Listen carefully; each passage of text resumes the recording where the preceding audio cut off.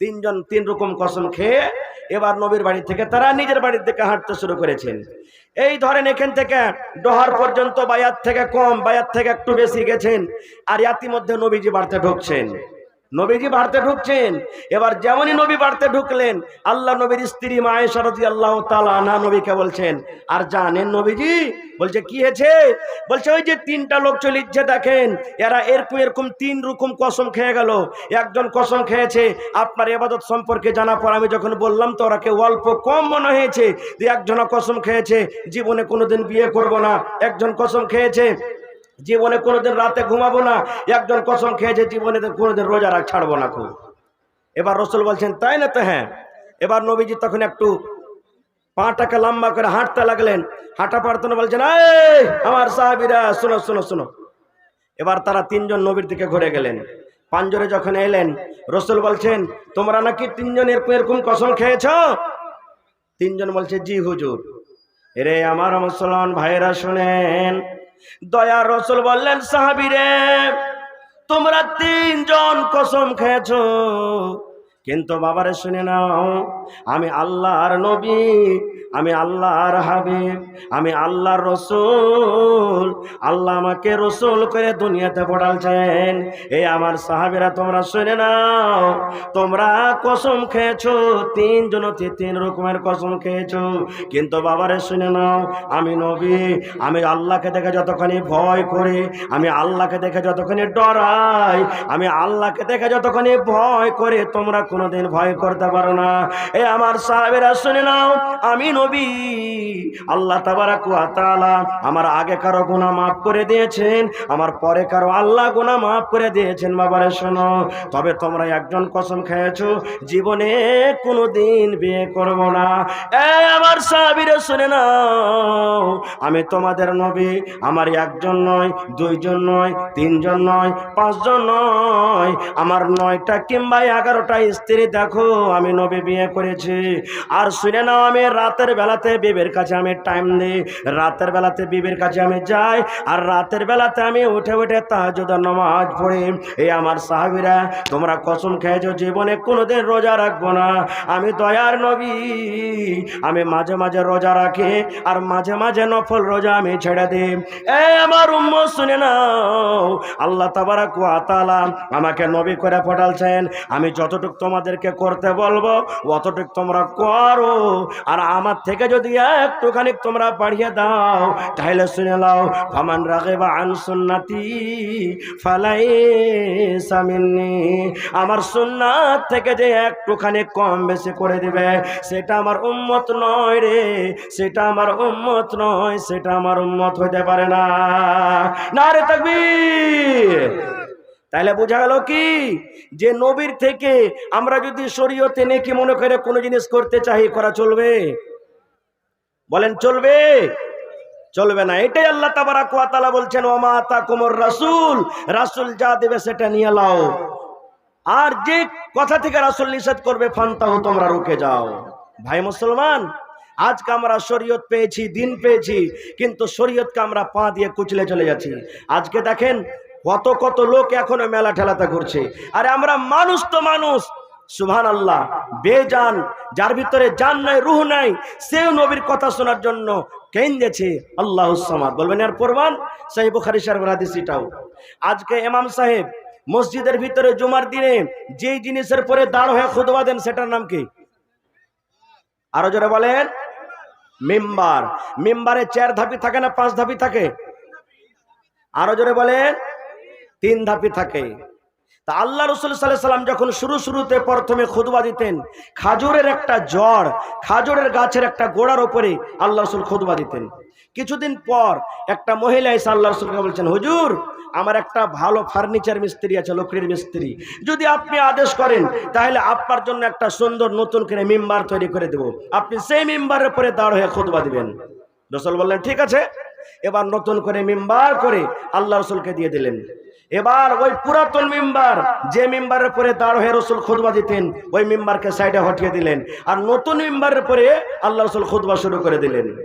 ওরে সুবহানাল্লাহ, যেমন নবী খুতবা চালু করলেন, মসজিদের ভিতরে বাচ্চা যেমন হেঁকটি তুলে তুলে কান্দে, ছোট মাসুম বাচ্চারা যেমন হেঁকটি তুলে তুলে কান্দে, আল্লাহুস সামাদ মসজিদের ভিতরে কে যেন কোনো বাচ্চার মতন কাঁদছে।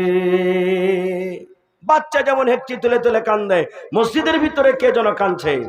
আল্লাহ রাসূল সাল্লাল্লাহু আলাইহি ওয়াসাল্লাম সাহাবীরাকে বললেন, ও আমার সাহাবী, তোমরা শোনো গো, কে মসজিদের ভিতরে তোমরা এমন আছো, কিংবা কোন আমার সাহাবীর ছেলে সাথে আছে, আমি বাচ্চার আওয়াজের মতো কান্না পাচ্ছি। আমার সাহাবীরা দেখো দেখো, তোমরা নিজের ডান বামে তোমরা দেখো, কে কাঁদছে রে বাবা, কেন কাঁদছে, কে কাঁদছে? আমি নবী তার কান্নার আওয়াজ আমি শুনতে পাই, তার কান্না দেখে আমার মনে হয় কলেজা জ্বলে যায়, আমার দিলটা মনে হয় ফেটে যায়। সাহাবীরে দেখো দেখো, মসজিদের ভিতরে কে কান্দে। সাহাবায়ে কেরাম নিজের নিজের ডান দিকে দেখলেন, বাম দিকে দেখলেন, আগা দিকে দেখছেন, পছে দিকে দেখছেন, কিন্তু মুসলমান কোন লোককে কিন্তু সাহাবায়ে কেরাম কান্নার দেখতে পান না। এই করে হঠাৎ করে বন্ধুরে আমার, আল্লাহর নবী ওই পুরাতন খাজুরের গাছ, ওই পুরাতন মিম্বার যে নবী হটিয়ে রেখেছেন পাশে, এবার নবীজি ধ্যান করে দেখতে লাগলেন, ওই পুরাতন মিম্বারের ভিতর থেকে আওয়াজ আসছে, ওই পুরাতন মিম্বার কাঁদছে, ওই পুরাতন মিম্বারের ভিতর থেকে হেঁচকি হেঁচকি তুলে কান্দার আওয়াজ আসছে। নবীজি খুতবা থেকে নেমে গেলেন, নেমে যাওয়ার পর ওই পুরাতন মিম্বারের কাছে চলে গেলেন। যাওয়ার পর বন্ধুরে আমার, যখন আপনার বাড়িতে বেটা, আপনার বাড়িতে বেটি, আপনার বাড়িতে পোতা নাতিরা যখন কাঁদতে লাগবে বাড়িতে, আপনি যত তাকে আদর করবেন, যত তাকে বলবেন, বেটারে এ আব্দুল্লাহ, এ খালেদা, জায়েদা চুপে যা, চুপ বেটা চুপ, আপনার ওই বেটা যত তাকে আদর করবেন, যত চুপাবেন মুসলমান, আরো হেঁকটি তুলে তুলে তুলে তুলে সেই পোতা আপনার কানবে, সেই বেটা আপনার কানবে। এই মতো মুসলমান আল্লাহর নবী ওই পুরাতন মিম্বারের গতরে এরকম ভাবে হাত ফিরিয়ে দিলেন, ওই পুরাতন মিম্বারের গতরে এরকম ভাবে হাত ফিরেছেন, আর বলছেন, মিম্বার, এক হাজুরের মিম্বার, এই পুরাতন মিম্বার, তুমি কেন কান্দো, তুমি কেন কান্দো, তোমার কি দুঃখ হয়েছে, কে তোমার ব্যথা হয়েছে, কেন তুমি কান্দো রে পুরাতন মিম্বার, কেন কান্দো? সুবহানাল্লাহ। এবার ওই মিম্বারের মুখ ফুটে গেল, ওই খাজুরের গাছের মুখ ফুটে গেল, ওই পুরাতন মিম্বারের মুখ ফুটে গেল। এবার ওই লোকের মিম্বার বলছেন, ইয়া রাসূলুল্লাহ, ইয়া হাবিবাল্লাহ, আল্লাহ রাসূল গো, এই জন্য আমি কান্দি গো দয়ার নবী, এতদিন আপনি দয়ার নবী, দয়ার রাসূল, দয়ার হাবিব, আমার উপরে দাঁড় হয়ে হয়ে আপনি খুতবা দিলেন, আপনার কথাগুলো আমি শুনতে পাচ্ছিলাম, আপনার কথাগুলো আমি কাছে থেকে শুনছিলাম গো দয়ার নবী, আপনার পা মুবারক দুটো আমার পরে থাকতো, এখন আপনি পুরাতন মিম্বার বলে আপনি আমাকে দূরে সরিয়ে দিলেন, আপনার কথাগুলো আমি আর কাছে শুনতে পাবো না, আপনি আমার উপরে আর দাঁড়াবেন না, এই জন্য আমার মনটা ভেঙে গেছে, এই জন্য নবী গো আমার কান্না বের হয়ে গেল।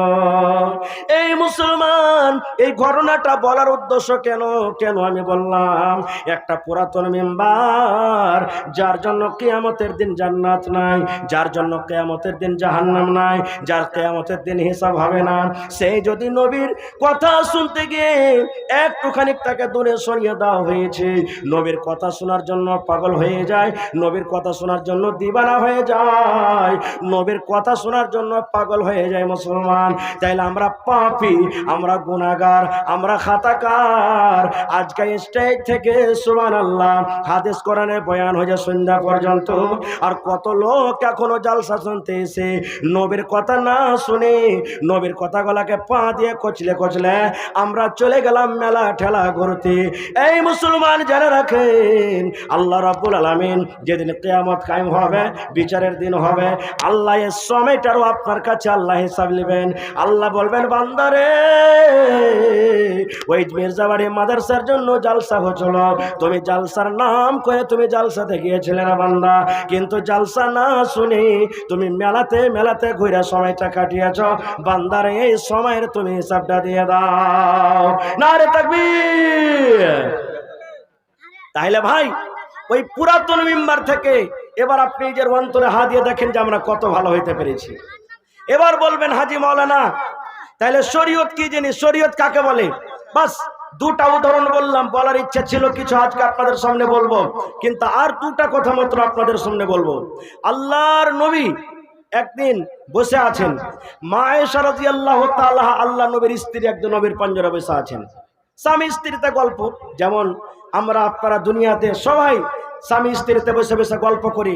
নবীজি একদিন বসে আছেন, মা আয়েশা একদিন বসে আছেন, গল্প সল্প করছেন স্বামী স্ত্রীতে যেভাবে গল্প করে। আল্লাহর নবীর একজন স্ত্রী আরো ছিলেন, তার নাম হলো সাফিয়া রাদিয়াল্লাহু তাআলা আনহা।